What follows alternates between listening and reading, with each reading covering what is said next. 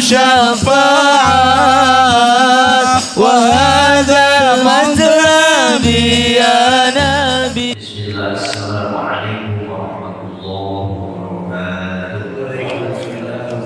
Alhamdulillah الذي أمرنا بأن نصل الأرحام والصلاة والسلام على سيدنا وعلى آله وأصحابه الكرام. اللهم صل وسلم وبارك على سيدنا وحبيبنا وشفيعنا ومولانا محمد شفيع الأمة وعلى آله وأصحابه وأزواجه وذريته إلى أجل الأحياء. أما بعد فسبحانك لا علم لنا إلا ما علمتنا إنك أنت العليم الحكيم. ويا أيها العبد رحمكم الله. وقال تعالى في كتابه العزيز الكريم وهو أصدق القائلين: أعوذ بالله من الشيطان الرجيم. والعصر إن الإنسان لفي خسر إلا الذين آمنوا وعملوا الصالحات وتواصوا بالحق وتواصوا بالصبر. وقال تعالى أيضا في آيات أخرى: ولتكن منكم أمة يدعون إلى الخير ويأمرون بالمعروف وينهون عن المنكر. وقال نبينا محمد صلى الله عليه وآله وسلم: جلوس ساعة في مجلس العلم لتماسك لبن ولا تكن حرفا خير لك من ذكر الرقبة. وقال أيضا: من أراد الدنيا فعليه بالعلم ومن أراد الآخرة فعليه بالعلم ومن أرادهما فعليه بالعلم. صدق الله العظيم.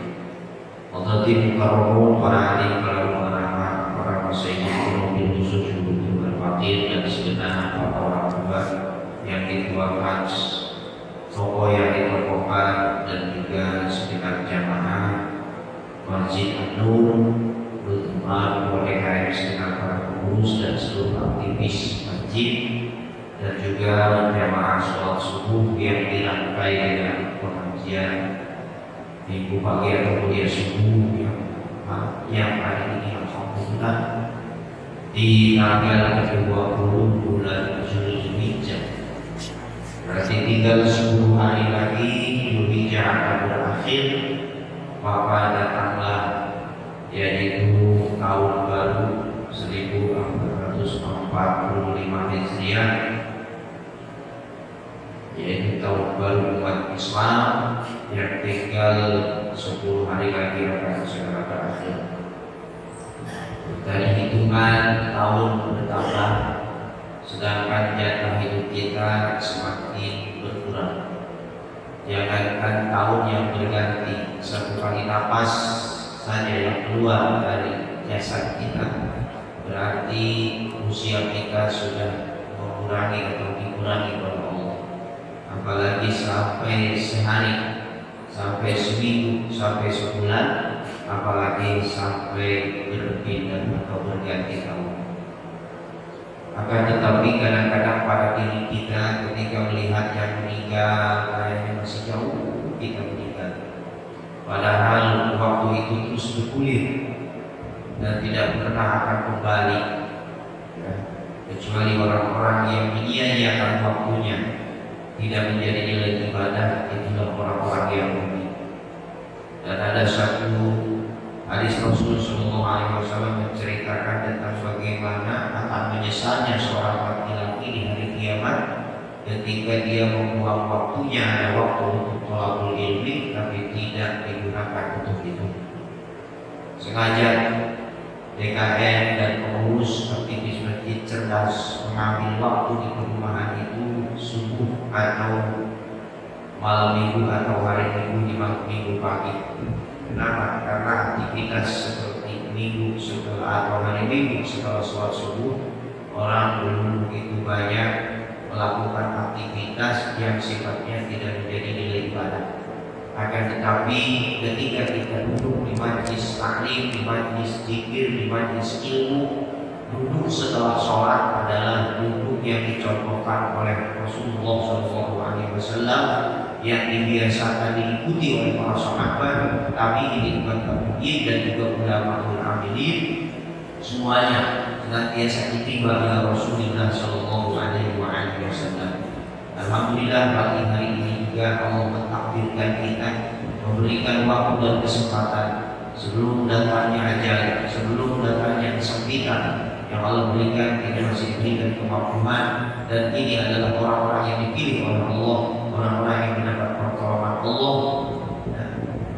untuk sama-sama bisa hidup dalam lingkup yang insya Allah penuh dengan rahmat Allah, penuh dengan ampunan Allah, penuh dengan kasih sayangnya Allah Subhanahu wa Ta'ala. Karena para dulu di majelis taklim, subhanallah, sampai Nabi berulang-ulang dicatat oleh para ulama, dicatat oleh para mufassir hadis, ya, para perawi hadis, bahwasannya dulu suka saat di majelis ilmu, duduknya engkau sesaat di majelis ilmu, la tamasuk qalaman wa la taqutu harfan, tidak menulis satu huruf dan tidak membawa pensil ataupun ya.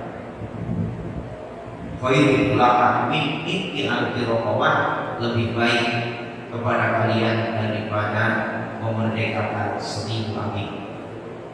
Di zaman Rasul sallallahu alaihi wasallam, orang yang bisa memerdekakan abid adalah orang-orang yang kaya, orang-orang yang punya materi yang tidak sedikit, karena setiap abid itu harganya beda-beda tergantung abidnya. Abid yang letoy mungkin hanya 10 onta, tapi abid-abid yang kuat, yang kokoh, yang kekar, bisa jadi satu abidnya mencapai 20 onta atau paling kurang 15 onta. Satu ontaknya 30 juta, kalikan 10 kali 30, apalagi kalau 20 kali 30, sudah tidak bisa bayangkan. Jadi sesuatu yang perbuatan yang sangat bodoh ketika kita ada waktu untuk itu dan kita tidak gunakan semaksimal mungkin untuk sama-sama duduk di majlis yang dimuliakan oleh Allah. Baik yang lain dirahmati Allah, tertunda sudah terlalu banyak pembangunan bahasan kemarin kita menjelang datangnya Idul Adha, tentunya dalam niat ibadiah menjelaskan tentang bagaimana hukumnya kurban dan bagaimana juga tata cara memotong dan juga hewan yang boleh dikurbankan atau udhiyah.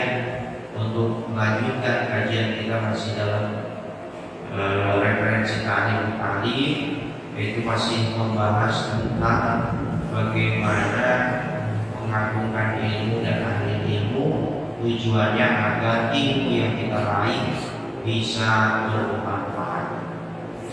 Sebuah kisah telah kita dengarkan bahwa ada seorang masyayikh, ya, dengan keadaan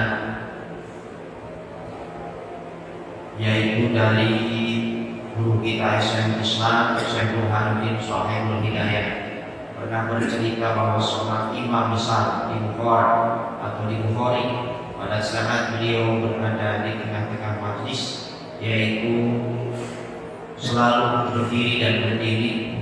Salah satunya adalah ketika ditanya bahwa dia adalah menghargai atau menghormati guru anaknya yang sedang bermain.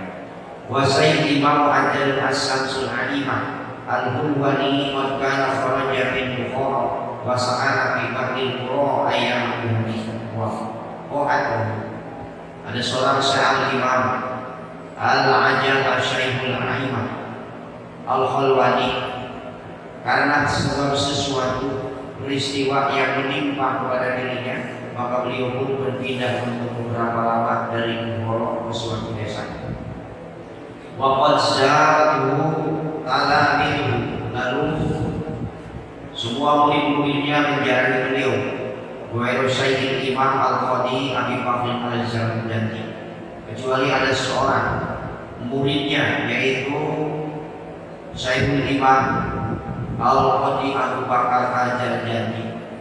Beliau tidak mendatangi atau tidak sempat menjarahi gurunya. Faqala hina laqiyahu lima dalam tazuni, lalu kemudian beliau bertemu menanyainya.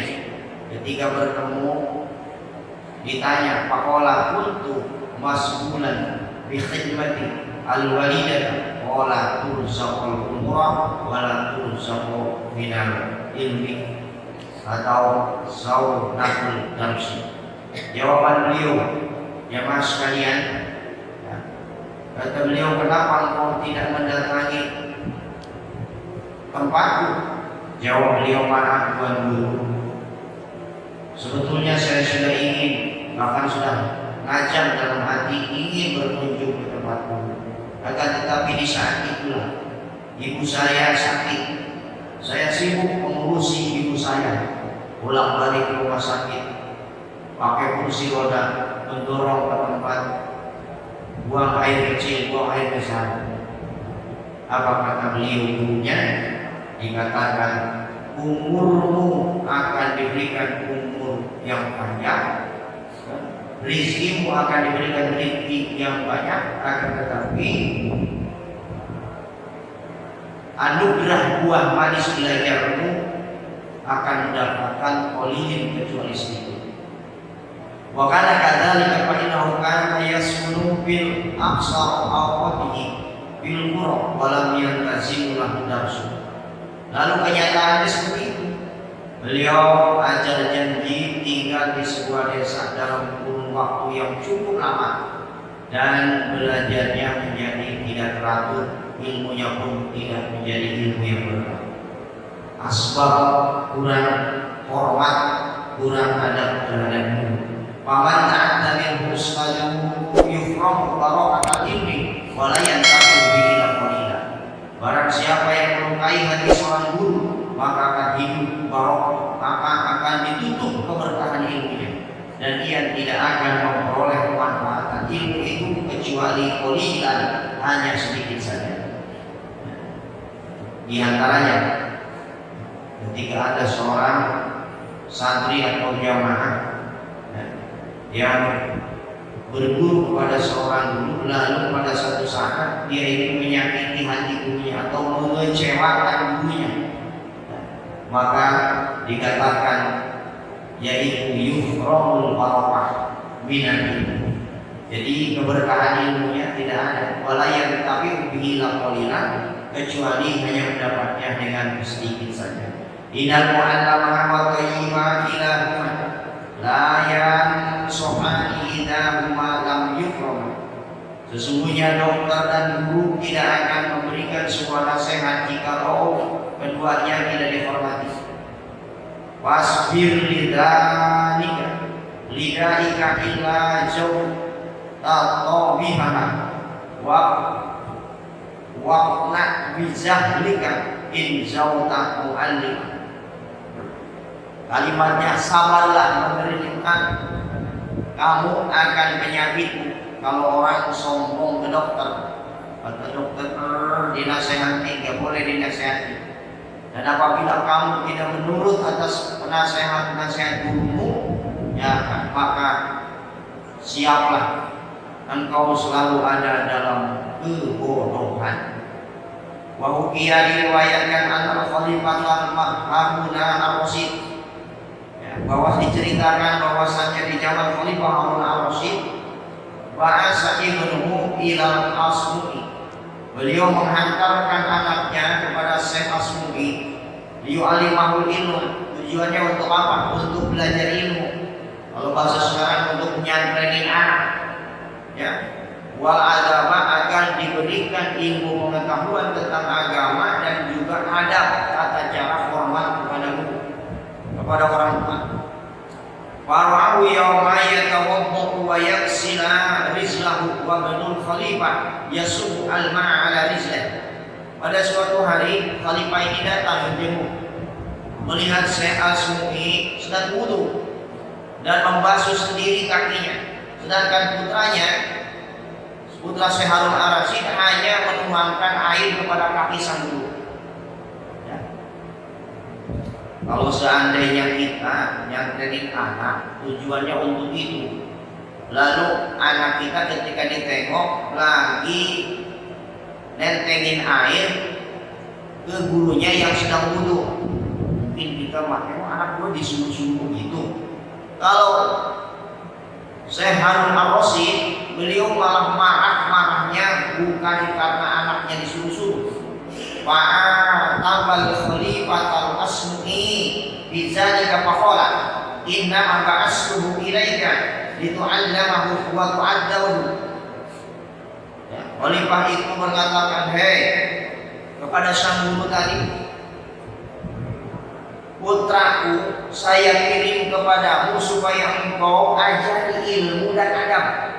Tapi mengapa engkau tidak memerintahkannya agar satu tangannya menuang air dan satu lagi tangannya membasuh kakimu?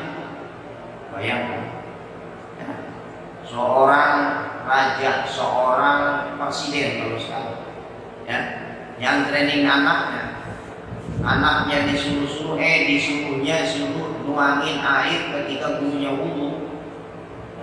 Lalu presiden ini ngomong begini, Tuan Guru, saya ngajarin anak bukan suruh begitu, suruh diajarin ilmu dan suruh diajarin adab.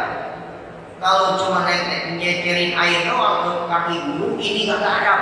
Harusnya tangan kirinya memegang ceret, tangan kanannya membasuh atau mencuci kedua kaki gurunya. Minta zimil ilma ta'zimul kitab. Termasuk daripada mengagungkan ilmu yaitu memuliakan kitab. Kalau sekarang udah berbalik, ya, anaknya dikaji karena nggak bisa hafal atau tidak bisa menghafal hafalan yang ditargetkan oleh gurunya, akhirnya ngadu kepada orang tuanya. Ya, orang tuanya kadang-kadang tidak nyadar bahwa setiap apa yang menjadi keputusan guru adalah demi kebaikan anaknya. Tidak sedikit sekarang malah gurunya yang dilaporkan, ya, ke polisi, dan tidak sedikit sekarang ini anak SMP sampai menggulung gurunya di kelas. Alhamdulillah. Nah inilah sekarang ini adab sudah mulai hilang karena kitab-kitab adab sudah kagak dikaji. Yang dikaji adalah HP. Setiap harinya anak kita diajarin, ya, dengan video-video yang tidak mendidik. Nah, akhirnya sekarang anak kecil aja mainnya tangannya udah gini baik kalau sama temannya. Ya, padahal itu adalah satu perbuatan yang mereka konsumsi bukan dari adab-adab dari agama yang kita anut. Wa min ta'zimi alimin ta'zimil kitab, termasuk daripada mengagungkan ilmu itu yaitu memuliakan kitab yang sedang diaji, kitab yang sedang dipelajari. Bayan bagi di talabil ilmi ala ya'khudha kitab ila wa tala wa bitoharti. Karena ilmu itu sebaiknya bagi seorang pelajar atau orang yang akan menuntut ilmu, ya, dalam rangka mengambil kitabnya atau dalam rangka mendengarkannya dalam keadaan mempunyai wudu. Wa hukiya an syahid imam as-Samsi al-Imam al-Khalwani anahu qala inna ma niltu hadza ilman.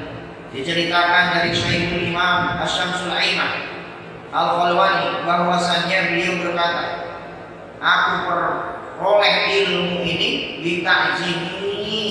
Ilmu-ilmunya hanya dengan menggunakan atau hanya mengagungkan, ya, fa inni ma akhadtu al-kabira illa bi taharah. Sesungguhnya aku tidak pernah mengambil lembaran-lembaran kitabku kecuali aku dalam keadaan bi taharah, yaitu dalam keadaan suci atau tidak berhadas. Wa ila Syaikhul Imam as-Samsul A'imah Asyar Qasim.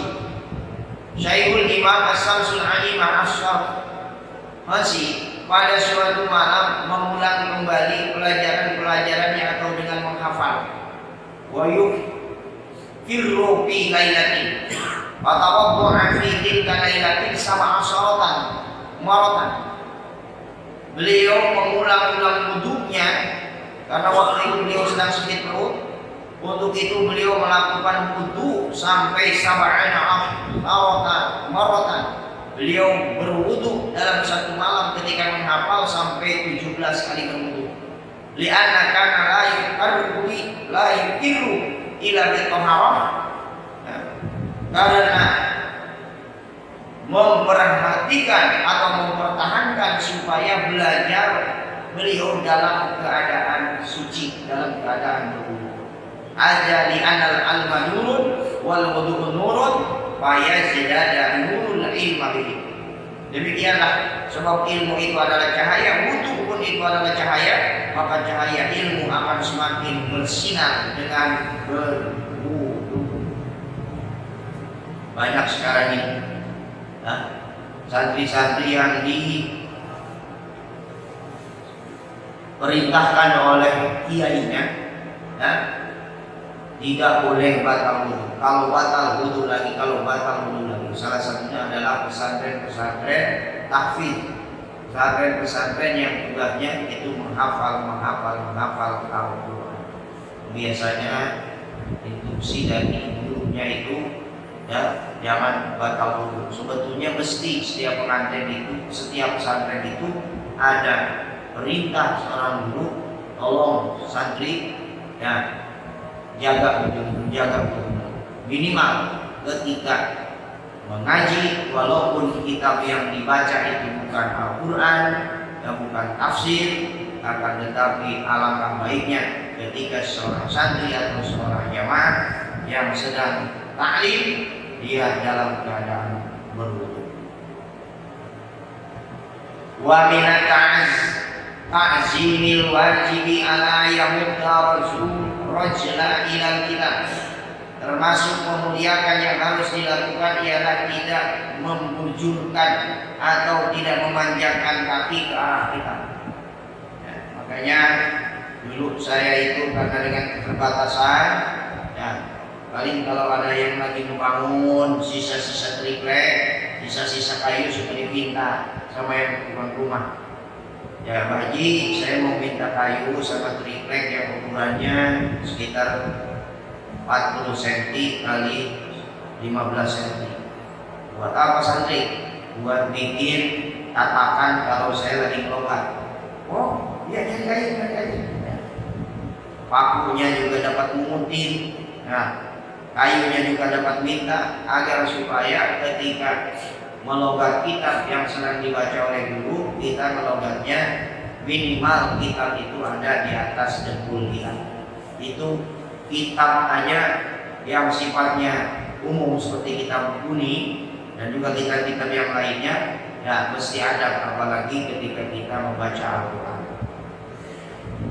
Wa ba'an kutubat tafsiri wa syairil kutub ta'ziman wala yaqu'a 'ala kitab syai'an akhar. Letakkanlah kitab itu di atas kitab-kitab yang lain karena unsur ta'zim. Jadi unsurnya bukan unsur apa-kenapa, ta'zim, dan tidak meletakkan sesuatu apapun di atasnya, apalagi kalau itu adalah kalam Allah atau Al-Quran. Wa kana Ustaduna Burhanuddin yahki ad-Sayyid min al-masyayikh anna faqihan kana waqa'al mihbatan alal kitab faqala lahu bil farisiyati bal nayat. Syekh Burhanuddin menceritakan sebuah hikayat dari seorang syekh. Ada seorang ahli fikih yang meletakkan tempat tintanya di atas kitab. Kemudian beliau berkata padanya dengan bahasa Persia atau Paris, kemanfaatan yang artinya tidak diketemukannya manfaat dari ilmu, karena engkau sudah menghinakan kitabmu yang sedang dibaca. Wa kana ustaduna al-qadi al-ajar Baharul Islam al-ma'ruf bil qadi yaqul, guru kita yang mulia, kebanggaan umat Islam yang termasuk dengan sebutan qadikan, beliau berkata, in lam yurid bidzalikal istighfafa fala ba'sa bidzalika wal aula ayyat talizam. Demikian pula meletakkan sesuatu di atas kitab tidak dimaksud untuk meremehkan, maka tidak masalah kalau tujuannya tidak semata-mata meremehkan. Contoh, kita bawa HP di kitab, kena angin nutup sendiri baik, sedangkan halamannya takut ketukar, maka di atasnya ditaruh HP kita atau air, ya, segelas air, ya seperti sekarang aquavit dan sebagainya ditaruh, tapi tujuannya tidak menghinakan sama sekali. Nah itu tidak masalah. Wa min tajimi ayyu zawija kita lamun kita walai korbi, dan juga termasuk wujud memuliakan adalah hendaknya dalam menulis kitab itu dengan tulisan-tulisan yang baik dan jangan terlalu kecil, ya. Karena tulisan-tulisan kecil ini akan merugikan kita, karena usia kita itu bukan semakin muda, akan semakin tua. Kalau lagi muda tulisan kecil apapun masih bisa kebaca, tapi kalau usia kita udah mulai 50 ke atas, biasanya mulai pandangan rapuh. Ya, tulisan-tulisan yang gede menjadi kecil, yang kecil apalagi menjadi hilang. Nah, makanya dilarang orang menulis kitab itu dalam bentuk bacaan yang kecil-kecil. Wa tadrukal asyatan allati yuqarbitu fiha ila indar darurat, dan dikosongkanlah tepi-tepi kitab yang digunakan untuk menulis tulisan kecil atau rangkuman-rangkuman catatan-catatan, kecuali kalau memang ini sangat dibutuhkan, ya. Kadang-kadang banyak pesantren sehingga tengahnya dilobak, pinggirnya itu penuh dengan bacaan-bacaan, itu pun tidak termasuk bagus, ya. Harusnya rangkuman di buku yang lain, bukan dalam kitab, ya. Ditulis babnya. Jadi orang-orang dulu kenapa bisa menukil atau mengambil garis besarnya daripada setiap bab yang dikaji, karena mereka bukan menulisnya dalam kitab. Ketika mereka membawa kitab dan mereka juga menyiapkan buku yang lain, dirangkumlah setiap bab yang dikaji, maka ketika ada permasalahan tidak mesti dibuka seluruh lembaran-lembar kitabnya, akan segera ketemu. Biasanya halaman dan babnya sudah tertulis, ya.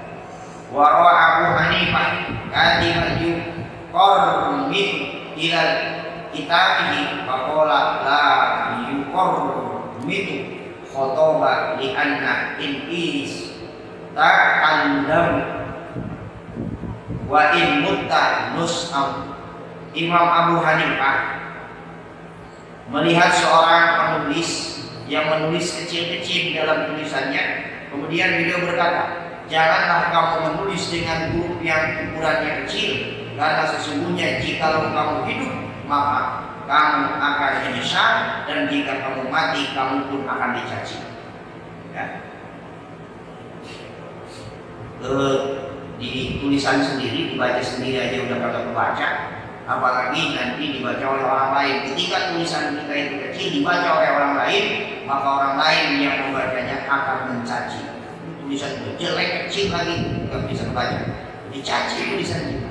Nah makanya dianjurkan menulis, ya, ilmu itu atau menyimpulkan sesuatu bab yang dikajinya mesti dengan tulisan-tulisan yang besar, tulisan-tulisan yang sedang, tidak terlalu kecil dan juga tidak terlalu besar, karena tujuannya adalah untuk menjaga ketika pada suatu saat kalian sudah mencapai usia tua, maka tulisan-tulisan ini akan masih mampu terbaca.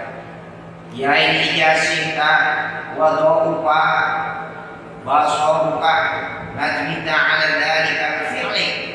Maksudnya jika kamu tua nanti dan matamu telah rabun, maka kamu akan menyesali atas apa yang telah kamu perbuat. Kenapa? Dulu saya tulis kecil-kecil banget, sekarang akhirnya tidak terbaca. Wahukiya Syekhul Al-Imam Muhammad Mujiddin Adar Hakim rahimahullah ta'ala qala ma qarbi nadim.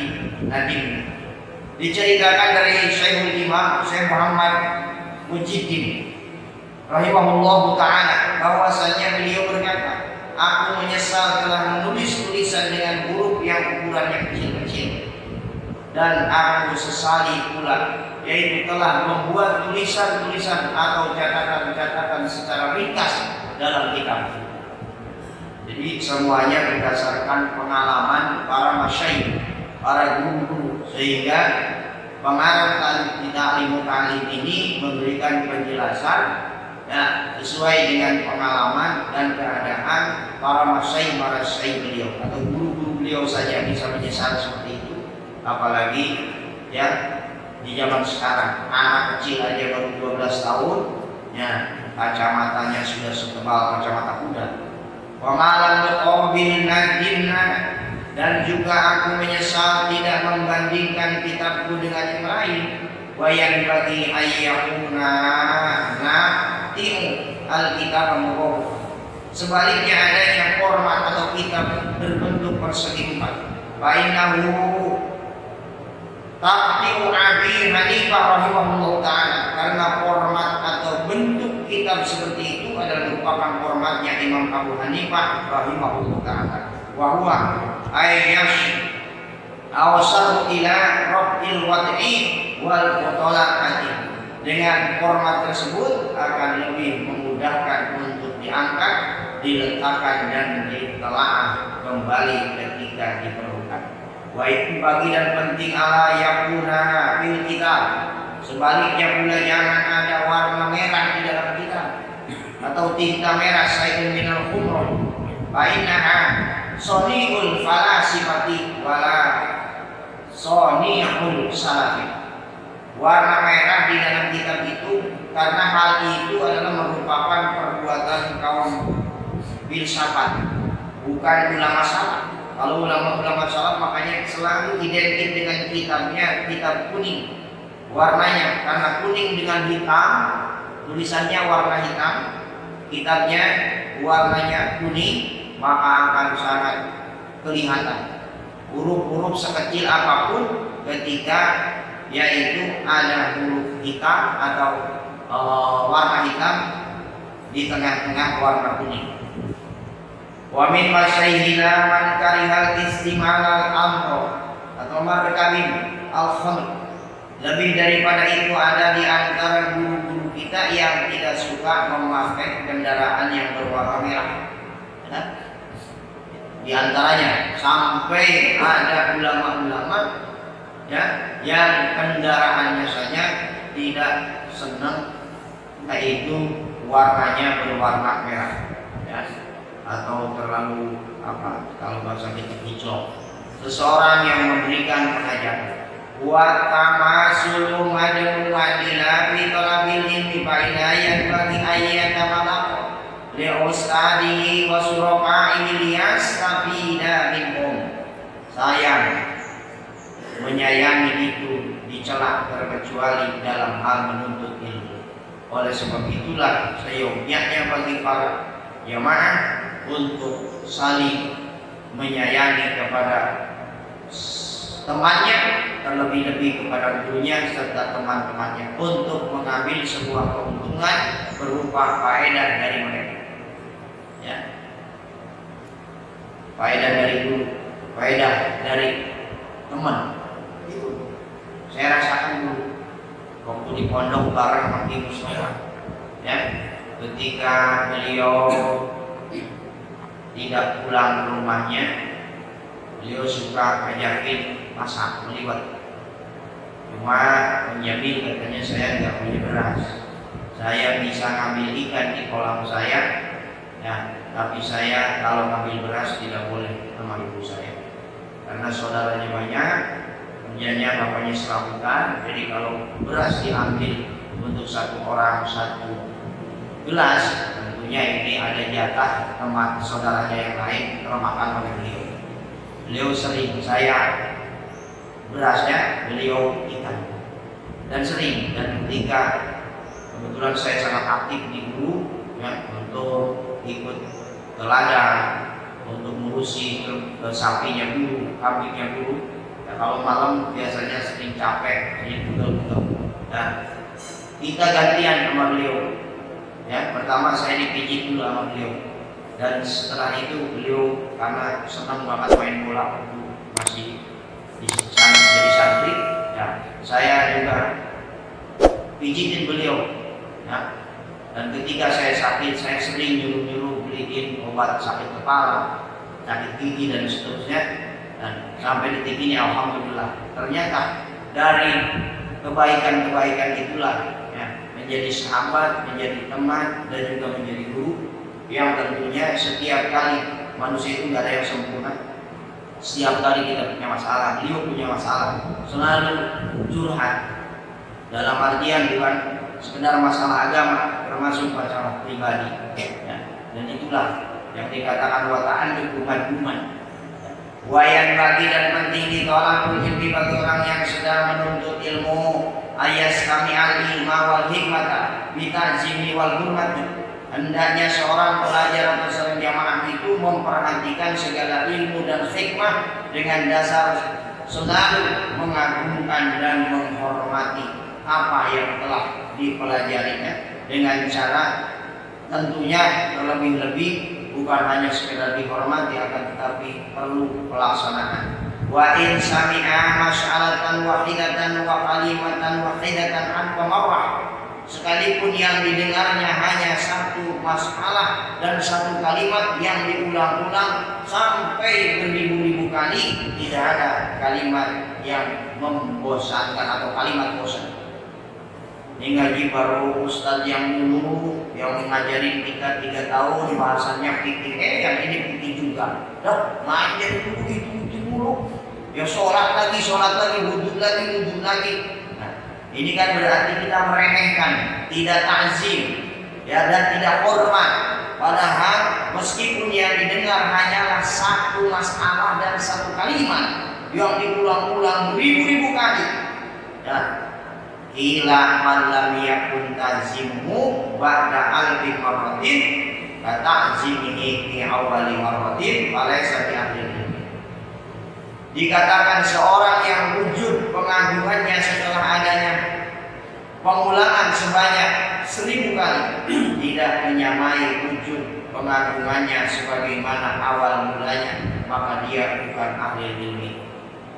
Mentang-mentang sudah mendengar dulu sehingga perhatiannya tidak fokus atau gak usah dengerin, saya udah paham betul. Nah, itu sudah digolongkan bukan ahli ilmi, ya, bukan ahli ilmi.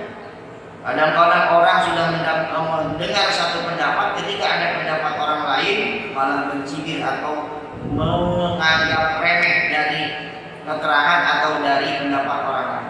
Ini juga sama, bukan ahli ilmi. Makanya orang-orang yang begini biasanya senangnya ribut, ya, senangnya ribut, senangnya ngadu dalil dan seterusnya. Padahal kalau kita menyadari, ya Allah ya Rabbana ya Karim, ya, padi saja semakin berisi akan semakin bertumbuh.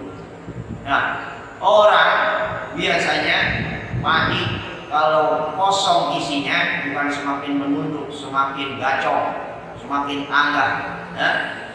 Artinya tidak ada ilmunya, kosong. Wa yang lagi di talabul ilmi ala yahtaw nau'a ilmi min nafsihi bal yufawwidu amrahu ila usaha.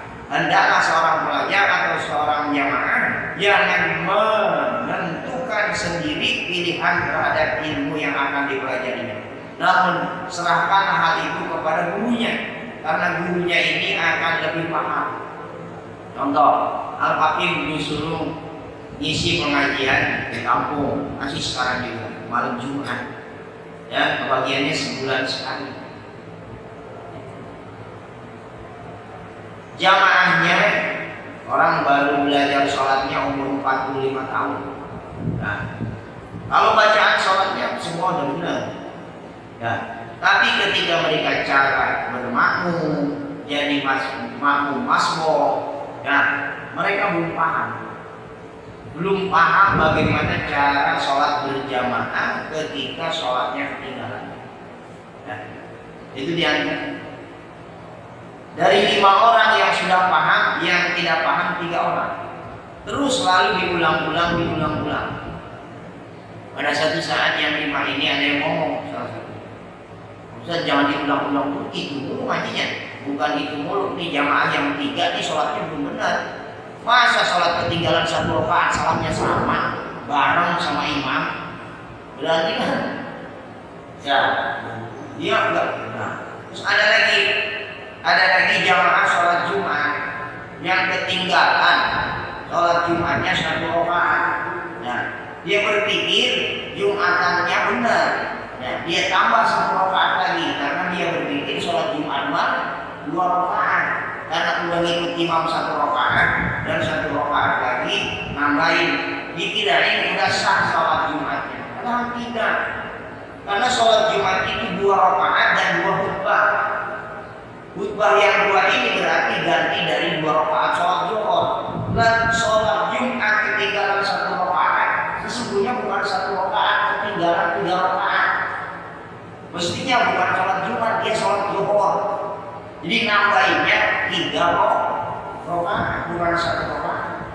Di banyaknya terjadi. Ya, PT perumahan juga ada. Ajan pertama masih baru mandi. Ajan kedua, ya, baru pakai ngambil sajadah banyak wangi. Khotbahnya bahasa Arabnya doang. Alhamdulillah, nahmaduhu wa nasta'inuhu wa nastaghfiruh wa na'udzu billahi min shururi anfusina wa min sayyiati a'malina. May yahdihillahu fala mudilla lahu wa may yudlil fala hadiya lahu. Asyhadu an la ilaha illallah. Allahumma shalli wa sallim ala sayyidina Muhammad wa ala ali sayyidina Muhammad kama shallaita ala sayyidina Ibrahim wa ala ali rabbil alamin innaka Hamidum Majid. Ayuhan nas ittaqullaha haqqa tuqatih wa la tamutunna illa wa antum muslimun. Qala ta'ala wa la 'asri innal insana lafi khusrin illa alladziina aamanu wa 'amilus shalihati wa tawassaw bil haqqi wa tawassaw bis sabr. Barakallahu li wa lakum fil Qur'anil 'azim. Selesai. Ya, khotbah pertama lalu duduk sepanjang membaca surat Al-Ikhlas dan lalu naik lagi di khotbah kedua. Begitu selesai langsung qomat sholat pun dimulai sholat Jumat. Ini jamaah baru keluar dari rumah. Ya, begitu nyampe ya udah masuk di rakaat kedua. Ini kalau agak kaji di antaranya, makanya kenapa diadakan 2 kali azan itu tidak ada di zaman Nabi, tidak ada di zaman Khalifah Abu Bakar Siddiq, Sayyidina Utsman, adanya Sayyidina Abu Bakar, Sayyidina Umar, adanya di sahabat yang ketiga Sayyidina Utsman bin Affan. Kenapa? Orang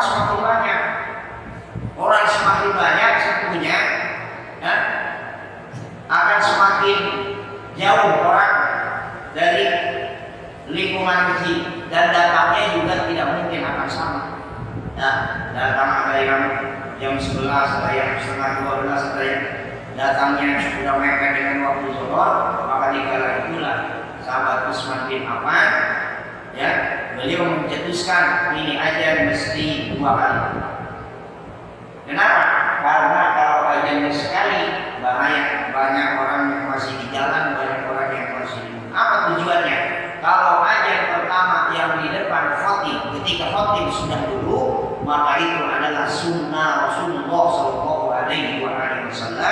Dan ketika ajan awal, ajan pertama ketika datangnya waktu sholat zuhur, maka itu disebut ajan awal untuk memberitahu bahwa waktu sholat sudah tiba. Maka segeralah kalian semua ngumpul dan juga jeda waktunya untuk memberikan kesempatan untuk orang sholat kemudian Jumat. Nah, sedangkan ketika khotib berdiri azan lagi, ya, makanya disebut azan pertama sunat khulafaur rasyidin, mengikuti sahabat, sedangkan azan yang kedua adalah mengikuti sunnah Rasulullah SAW. Makanya kalau ada yang azan sekali gak usah ribet, azan yang 2 kali juga memang sepantasnya. Kalau di kita azannya 2 kali udah pantas, karena azan sekali masih baru ada sok doang pertama doang. Biasanya kalau saya pergi di rumah-rumah gitu, kalau di Hanur enggak ada 3 kali sok. Kalau di tempat lain benar sih. Oke, azan pertama itu sebenarnya cuma 2. Ada orang yang ada nama bayarnya karena dia timang ajannya. Nah, Bahkan pertama kali saya di Blok E itu hampir SMA ini harus sholat ada ini. Ya, tapi begitu azan kedua baru pada ngomong. Lebih banyak lagi yang kata ketika khotib udah naik mimbar. Katanya jadi juga minta begini. Ya Allah, ya Allah. Kenapa? Karena kadang kita masih di perjalanan ya, memang azan yang berarti. Jadi tidak menyalahi sunnah karena Rasul sendiri yang mengatakan ikutilah ya orang yang mendapat petunjuk setelah aku. Siapa maksudnya? Sayyidina Abu Bakar, Sayyidina Umar, Sayyidina Utsman, Sayyidina Ali. Dan memang mereka ketika mengadakan atau mencetuskan sesuatu, nah ini yang disebutnya ijma kalau bahasa kitabnya. Jadi kesepakatan satu kegiatan yang berbentuk amalia yang tidak ada di zaman Nabi tapi adanya di zaman Khalifah, maka disebut sunnah khulafaur rasyidin, dan itu dasarnya adalah perintah Rasulullah. Ikutilah aku, berpegang teguhlah dan genggamlah seperti kau menggigit dengan gigi geraham, yaitu sunnahku dan sunnah khulafaur rasyidin. Kalau di Mekah sampai sekarang Pak masih sekali ajarnya. Kenapa? Karena hari Jumat itu jam 10 Masjidil Haram sudah penuh. Nah, Masjidil Haram, Masjid Madinah juga sama. Yang sekarang ini ukurannya sudah hampir 20 hektar. Jam 10 mau Jumatan penuh. Coba Anur yang ukurannya 25 kali 16. Jam 10 ada orang enggak? Enggak, baru ada makbot lagi bersih-bersih. Nah, yang 11 juga belum ada orang, masih baru. Kalau dulu masih ada gedung pakai gedung kawal. Andai pada jam 11, kalau sekarang gedung budaya ya. Paling juga kaset muammar yang ngaji. Yang ngaji muammar, imam masih di rumah, apalagi jemaah. Ya, cuma yang ada yang nggak pernah hilang dari masjid, ya cuma makhluk doang. Nah, itu diantaranya. Nah, makanya mengikuti salah satu, dan guru-guru itu tidak mungkin akan mengajarkan sesuatu tanpa untuk hal yang bermanfaat bagi kita semua. Nah, itu saja barangkali karena hari ini banyak orang percaya. Ya. Saya tidak berpanjang malam. Kita langsung nanti mudah-mudahan di bulan depan Allah memberikan banyak umur, tentunya di tahun baru. Ya, mudah-mudahan tahun ini akan lebih baik daripada tahun yang berlalu.